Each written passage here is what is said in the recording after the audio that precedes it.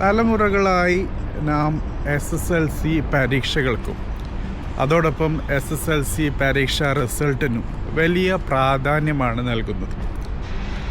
പലപ്പോഴും SSLC ഗ്രേഡ്സും മാർക്സുമാണ് നമ്മുടെ ജീവിതത്തിലെ വിജയം, അല്ലെങ്കിൽ നമ്മുടെ ജീവിതത്തിലെ ഗതി, അല്ലെങ്കിൽ നമ്മുടെ ഫ്യൂച്ചർ ഡിസൈഡ് ചെയ്യുന്നത് എന്ന രീതിയിൽ പോലും പലപ്പോഴും കാര്യങ്ങൾ പുറത്തു വരാറുണ്ട്. സോ ഈ ഒരു ചെറിയ ഡിസ്കഷനിൽ മെയിനായിട്ടും ഉൾപ്പെടുത്താനുള്ളത് SSLC പരീക്ഷാ റിസൾട്ടും നമ്മുടെ ജീവിതവും എങ്ങനെ ബന്ധപ്പെട്ട് കിടക്കുന്നു എന്ന കാര്യം തന്നെയാണ്. തീർച്ചയായിട്ടും നമുക്ക് മനസ്സിലാക്കാൻ പറ്റും, എല്ലാവരും ഞാനടക്കം ഒരു സമയത്ത് SSLC പരീക്ഷയെ നേരിട്ടിട്ടുണ്ട്, പരീക്ഷ എഴുതിയിട്ടുണ്ട്, റിസൾട്ട് വന്നിട്ടുണ്ട്, അതിനുശേഷം ജീവിച്ചു പോവുകയാണ്. നമുക്ക് SSLC റിസൾട്ട് വെച്ച് മാത്രം ജീവിത വിജയത്തെ ഡിസൈഡ് ചെയ്യാനോ അല്ലെങ്കിൽ ക്രമീകരിക്കാനോ പറ്റില്ല. ഏതായിരുന്നാലും എല്ലാ സീസണിലും ഓരോ വർഷവും SSLC റിസൾട്ട് വരുമ്പോൾ ഒരു പറ്റം കുട്ടികൾക്കും A+ ഗ്രേഡുകളും B+, C+ അങ്ങനെ ഓരോ രീതിയിലുള്ള മാർക്കും കാര്യങ്ങളുമൊക്കെ പുറത്തു വരുമ്പോൾ അതിനനുസരിച്ച് അവരുടെ ജീവിതവും മുന്നോട്ട് പോകുമെന്ന് എല്ലാവരും പ്രതീക്ഷിക്കുന്നു. സോ നമുക്ക് നമ്മുടെ ഡിസ്കഷൻ്റെ മെയിൻ ഘടകമെന്നുള്ളത് ഈ രീതിയിൽ SSLC റിസൾട്ടും പരീക്ഷകളും വെച്ച് ആൾക്കാരെ, കുട്ടികളെ വേർതിരിക്കുകയും അതിനനുസരിച്ച് ജീവിതം അല്ലെങ്കിൽ അവരുടെ കരിയർ മുന്നോട്ട് പോകും എന്ന് വിശ്വസിക്കുന്നതിലും എത്ര ഔചിത്യമുണ്ട് എന്ന് മനസ്സിലാക്കലാണ്. സോ നമുക്ക് ഇന്ന് 3 ഹൈപ്പോത്തസിസ് എടുക്കാം. സോ ഹൈപ്പോത്തസിസ് എന്ന് പറയുമ്പോൾ അതൊരു സ്റ്റേറ്റ്മെൻറ്റാണ്. അത് പ്രൂവ്ഡ് അല്ല, പക്ഷേ ആ സ്റ്റേറ്റ്മെൻറ്റ് വെച്ചിട്ടാണ് ഒരു research നടത്താറ്.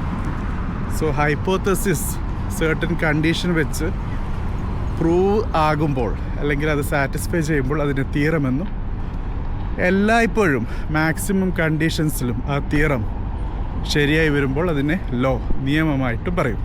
Newton's law, Kirchhoff's law, അങ്ങനെ പല നിയമങ്ങൾ സ്കൂൾ സമയത്ത് ഞാൻ പഠിച്ചതാണ്. സോ ഇന്നത്തെ ഈ ഡിസ്കഷൻ നമുക്ക് 3 ഹൈപ്പോത്തസിസ് വെച്ച് ഓർഗനൈസ് ചെയ്യാം, സ്ട്രക്ചർ ചെയ്യാം. ആദ്യത്തെ ഹൈപ്പോത്തസിസ് എന്നുള്ളത് SSLC മാർക്ക് അനുസരിച്ചിട്ടാണ് നമ്മുടെ ലൈഫ് മുന്നോട്ട് പോകുന്നത് എന്നുള്ളത്. സോ SSLC ഗ്രേഡ്സ് മാത്രമാണ് ജീവിതത്തിൻ്റെ വിജയവും പരാജയവും ഡിസൈഡ് ചെയ്യാൻ പോകുന്നത് എന്ന കാര്യമാണ് ആദ്യത്തെ ഹൈപ്പോത്തസിസ്. രണ്ടാമത്തെ ഹൈപ്പോത്തസിസ് SSLC മാർക്സ് അല്ലെങ്കിൽ ഗ്രേഡ്സ് വെച്ച് ജീവിതത്തെ നമുക്ക് ഒരിക്കലും ഡിസൈഡ് ചെയ്യാൻ പറ്റില്ല, ഒരു രീതിയിലുള്ള കോറിലേഷനും ഇല്ല എന്നുള്ളതാണ്. സോ SSLC ഏത് ഗ്രേഡ് ലഭിച്ചാലും അത് നമ്മുടെ ജീവിതത്തിൽ ഒരു സ്വാധീനവും ചെലുത്തില്ല എന്നുള്ള കാര്യമാണ്. ഇനി മൂന്നാമത്തെ ഒരു ഹൈപ്പോത്തസിസ് കൂടി കൊണ്ടുവരാം. ആ ഹൈപ്പോത്തസിസ് എന്നുള്ളത് SSLC ഗ്രേഡ്സ് ക്യാൻ ഡിസൈഡ്, മസ്റ്റല്ല, പക്ഷേ അത് ഏതെങ്കിലും ഒരു രീതിയിലുള്ള ഒരു ഇൻഫ്ലുവൻസ് കൊണ്ടുവരുന്നു എന്നുള്ളതാണ്. സോ ഈ 3 ഹൈപ്പോത്തസിസ് വെച്ച് നമുക്ക് നമ്മുടെ ഡിസ്കഷൻ മുന്നോട്ട് കൊണ്ടുപോകാം. സോ ഫസ്റ്റ് ഹൈപ്പോത്തസിസ് എടുക്കാം. സോ ഇവിടെ SSLC ഗ്രേഡ് മുഴുവൻ A+ ആണോ, അതിൽ B+കൾ എവിടെയൊക്കെയുണ്ട്, C+കൾ എവിടെയൊക്കെ ഒളിഞ്ഞു കിടപ്പുണ്ട് എന്ന് വെച്ച് നമുക്ക് ഒരു കുട്ടിയുടെ ഫ്യൂച്ചർ പ്രഡിക്റ്റ് ചെയ്യുന്ന രീതിയാണ്, അല്ലെങ്കിൽ അവൻ അല്ലെങ്കിൽ അവൾ കരിയറിൽ സക്സസ്ഫുൾ ആണോ അല്ലേ, അല്ലെങ്കിൽ ആകുമോ എന്നുള്ള കാര്യമാണ്. സോ ഇവിടെ ഒരു കാര്യം പ്രത്യേകം ശ്രദ്ധിക്കേണ്ടതായിട്ടുണ്ട്. നേരത്തെ പറഞ്ഞ പോലെ നാം എല്ലാവരും ഒരു ഘട്ടത്തിൽ SSLC പരീക്ഷ കഴിഞ്ഞവരാണ്. അതിനുശേഷം പല രീതിയിലുള്ള കരിയർ മേഖലയിലും ജോലി കാര്യങ്ങളുമൊക്കെ ചെയ്ത് ജീവിക്കുന്നവരാണ്. സോ നമ്മുടെ ലൈഫിൽ SSLC ഗ്രേഡ്സ് എങ്ങനെ ഇൻഫ്ലുവൻസ് ചെയ്തു എന്ന് നമുക്ക് അറിയാം. ഓക്കെ, ഒരു പരിധിവരെ SSLC മാർക്കുകൾ ഡിഗ്രി സെലക്ഷന്, +2 അഡ്മിഷനൊക്കെ സ്വാധീനിച്ചിട്ടുണ്ട്. പക്ഷേ SSLC മാർക്ക് കൊണ്ട് മാത്രം നമുക്ക് വിജയിക്കാൻ പറ്റില്ല, അല്ലെങ്കിൽ നമ്മുടെ ഫ്യൂച്ചറിനെ ഡിസൈഡ് ചെയ്യാൻ പറ്റില്ല എന്നാണ് നാം മനസ്സിലാക്കിയിട്ടുള്ളത്. സോ ആ കാര്യം തീർച്ചയായിട്ടും ഇവിടെയും ഒന്നുകൂടി ഓർമ്മിക്കാം. സോ SSLC ഗ്രേഡ്സ് അത് മുഴുവൻ A+ ലഭിച്ചത് കൊണ്ട് ജീവിതം കരിയർ വിജയിക്കുമെന്ന് യാതൊരു പ്രതീക്ഷയുമില്ല.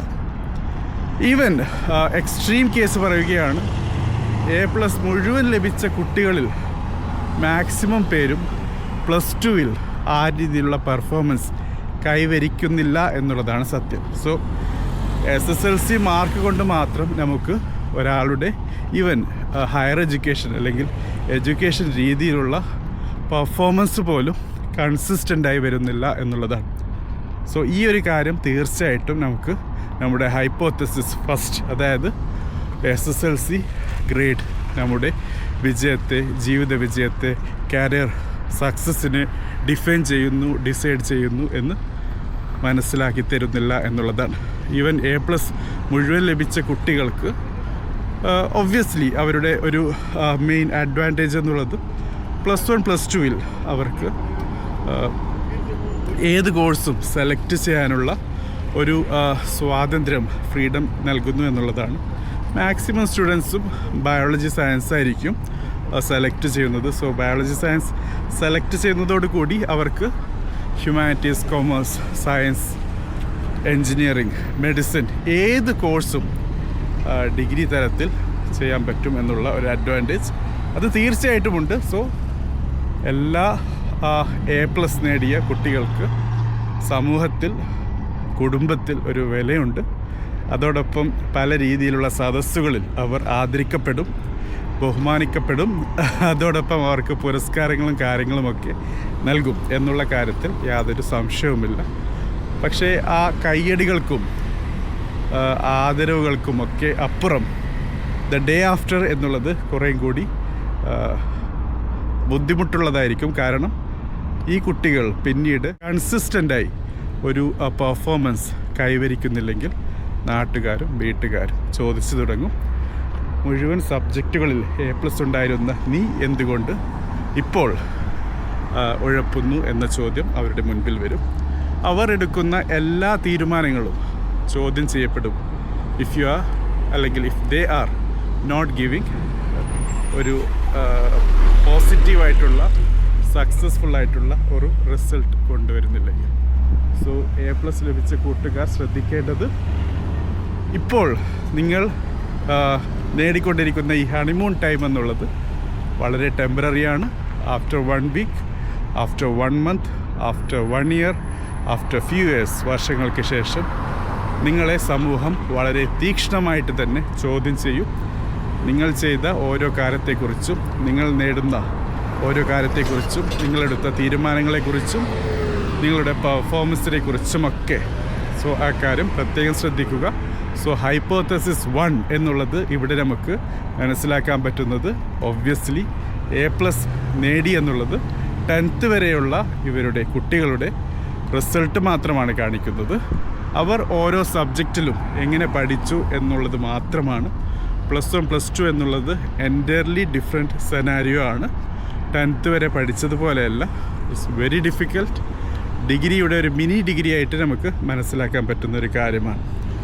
സോ 10th വരെ മുഴുവൻ നല്ല രീതിയിൽ പഠിച്ച് ഗ്രേഡുകൾ വാരിക്കൂട്ടിയ കുട്ടികൾക്ക് തുടർന്ന് അവരുടെ ജീവിത വിജയം കൈവരിക്കാൻ പറ്റും, അല്ലെങ്കിൽ കരിയർ ഒരു സക്സസ്ഫുൾ സ്റ്റോറിയാക്കി മാറ്റാൻ പറ്റും എന്നുള്ളതിൽ യാതൊരു ഗ്യാരൻറ്റിയും ഇല്ല എന്നുള്ളതാണ് ആദ്യം മനസ്സിലാക്കാനുള്ളത്.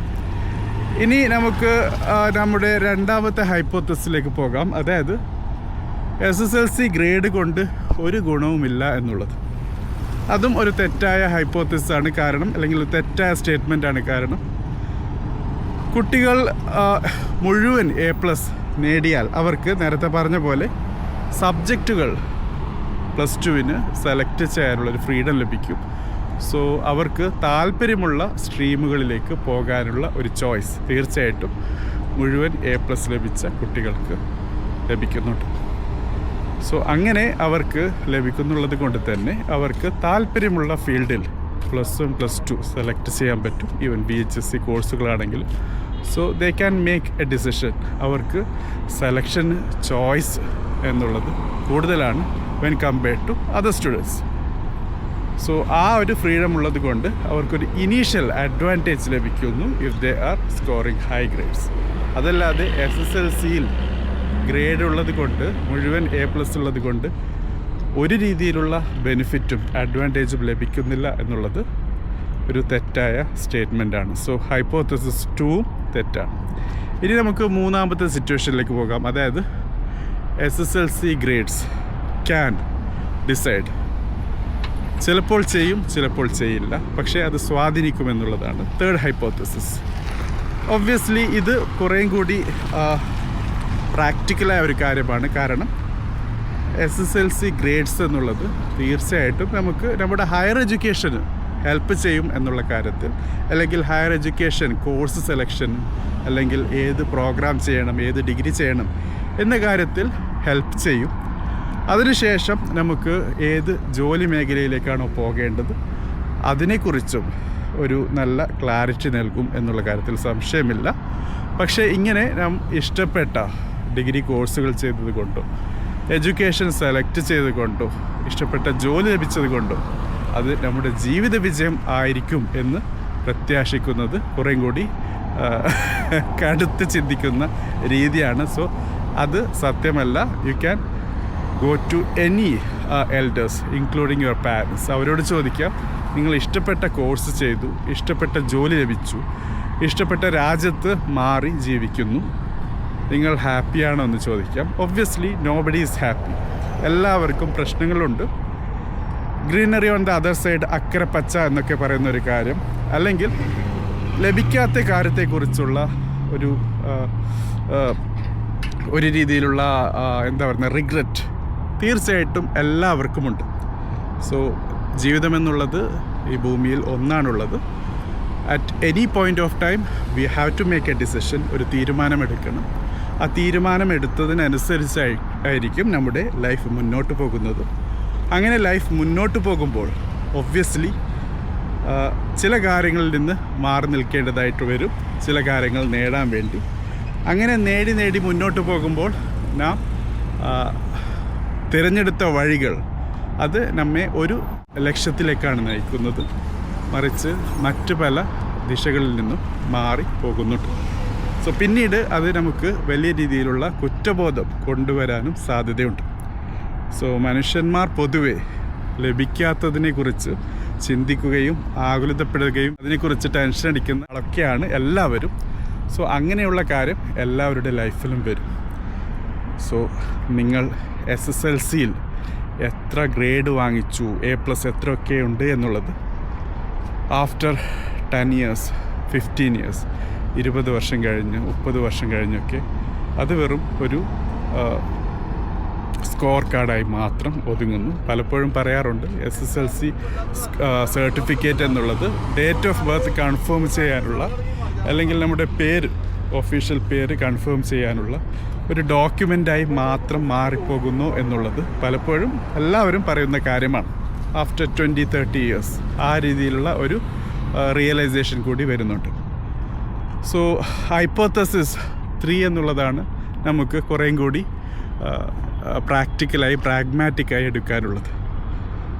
സോ ഈ ഒരു ചെറിയ ഡിസ്കഷൻ എന്തുകൊണ്ട് റെലവൻ്റ് ആണ് എന്നുള്ളത് മനസ്സിലാക്കി തരുന്നത് തീർച്ചയായിട്ടും SSLC ഗ്രേഡ് കൊണ്ട് നിങ്ങളുടെ പെർഫോമൻസോ നിങ്ങളുടെ ജീവിത വിജയമോ കരിയറോ ഒരിക്കലും നമുക്ക് ഡിഫൈൻ ചെയ്യാനോ ഡിസൈഡ് ചെയ്യാനോ പറ്റില്ല.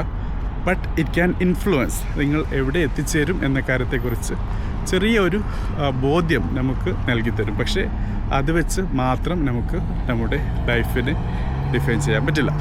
സോ ഈ വീഡിയോ കാണുന്ന കൂട്ടുകാർ ഇതുപോലെ SSLC മാർക്ക് വന്ന് ഗ്രേഡ് വന്ന് പുറത്തിറങ്ങിയ ആളാണ് ഈ വർഷം എങ്കിൽ ഒരിക്കലും നിരാശപ്പെടരുത് if you don't have full A+. കാരണം ഇത് ഒരു വൺ ഓഫ് ദ ഇവൻ്റാണ് ഇൻ യുവർ ലൈഫ്. ഇത് വെച്ച് നിങ്ങളുടെ ജീവിതം ഒരിക്കലും സക്സസ്സോ ഫെയിലിയറോ ആകാൻ പോകുന്നില്ല, മറിച്ച് നിങ്ങളെടുക്കുന്ന തീരുമാനങ്ങളാണ്. സോ ഒരു തീരുമാനമെടുത്താൽ ആ തീരുമാനം, ഡിസിഷൻ പിന്നീട് എക്സിക്യൂഷനിലേക്ക് മാറ്റുക എന്നുള്ളതിലാണ് നാം കൂടുതൽ നമ്മുടെ ഡെഡിക്കേഷനും ഡിറ്റർമിനേഷനും കാണിക്കേണ്ടത്. സോ ഇങ്ങനെ എക്സിക്യൂഷൻ ചെയ്യുമ്പോൾ പ്രോപ്പറായിട്ടൊരു പ്ലാൻ ചെയ്യുക. കാരണം പ്ലാൻ ചെയ്യുകയാണെങ്കിൽ വി വിൽ ബി പ്രിപ്പയർഡ്. പിന്നീട് തിരിഞ്ഞു നോക്കാതിരിക്കുക, മുന്നോട്ട് നോക്കി പ്രയാണത്തിൻ്റെ ഓറിയൻറ്റേഷൻ സെറ്റ് ചെയ്യുക എന്നുള്ളതാണ്. So if you want to become a doctor but your grades are not allowing, നിങ്ങളുടെ മാർക്ക് ഒരു ഡോക്ടറാകാനോ ഒരു എൻജിനീയർ ആകാനോ ഒരു ലോയർ ആകാനോ ഒരു ആർക്കിടെക്റ്റ് ആകാനോ അല്ലെങ്കിൽ ഒരു ഫാഷൻ ഡിസൈനർ ആകാനോ നിങ്ങളെ സഹായിക്കുന്നില്ലെങ്കിൽ you should not be worried. നിങ്ങൾക്ക് താല്പര്യമുള്ള ഫീൽഡിനെ കുറിച്ച് കൂടുതൽ ബോധവതികളാകുക, എന്നിട്ട് അതിനനുസരിച്ചിട്ടുള്ള പ്ലാൻ ബിൽഡ് ചെയ്യുക എന്നുള്ളതാണ്. സോ മേക്ക് പ്രോപ്പർ ഡിസിഷൻ എടുക്കാൻ നിങ്ങൾക്ക് ഇൻപുട്സ് വേണം. ആ ഇൻപുട്സാണ് നിങ്ങളുടെ സ്കോർ കാർഡിൽ കൂടി ലഭിച്ചിട്ടുള്ളത്. ഈ സ്കോർ കാർഡ് വെച്ചിട്ട് നിങ്ങളുടേതായ കാര്യങ്ങൾ ചിട്ടപ്പെടുത്തി മുന്നോട്ട് പോവുക. സോ ഇഫ് ഈ ഒരു എപ്പിസോഡ് കാണുന്നത് SSLC പരീക്ഷ എഴുതി ഈ വർഷം റിസൾട്ട് വന്ന ഒരാളാണെങ്കിൽ ഒബ്വിയസ്ലി ഇത് ഒരു തുടക്കം മാത്രമാണ്. ഇനിയും വർഷങ്ങൾ മുന്നോട്ട് പോകാനുണ്ട്. നിങ്ങളുടെ അയൽപക്കത്തുള്ള ഒരാൾ, നിങ്ങളുടെ ഫാമിലിയിലുള്ള ഒരാൾ, even if your parents are asking ഇനി എന്താണ് പ്ലാൻ, ആർക്കും എല്ലാ കാര്യത്തെക്കുറിച്ചും പൂർണ്ണമായിട്ട് ഒരു ക്ലാരിറ്റി ഇല്ല. അത് മുതിർന്നവരായാലും അങ്കിൾസ് ആയാലും even if they R experts in any field, എല്ലാവരും അവരുടെ ജീവിതം ജീവിച്ച് മുന്നോട്ട് പോകുമ്പോഴാണ് പല കാര്യത്തെക്കുറിച്ചും ഒരു ക്ലാരിറ്റി തുറന്നു വരുന്നത്. അത് ജീവിതത്തിൻ്റെ മുന്നോട്ട് പോകുമ്പോൾ ക്ലാരിറ്റി കൂടിക്കൂടി വരും. സോ 10th കഴിഞ്ഞ 15 വയസ്സുള്ള ഒരാളിൽ നിന്ന് അതിൽ കൂടുതലൊന്നും പ്രതീക്ഷിക്കുന്നില്ല. നിങ്ങളുടെ പ്രായത്തിനനുസരിച്ചിട്ടുള്ള പക്വത മാത്രമേ നാം പ്രതീക്ഷിക്കുന്നുള്ളൂ. സോ ഈ കാര്യങ്ങൾ വെച്ച് SSLC മാർക്സും കാര്യങ്ങളൊക്കെ വെച്ച് ടെൻഷൻ അടിക്കരുത്. ജീവിതം ഫ്യൂച്ചർ എങ്ങോട്ട് പോകും എന്ന കാര്യത്തെക്കുറിച്ച് ചിന്തിച്ച് കൂടുതൽ ബേജാറാക്കരുത്.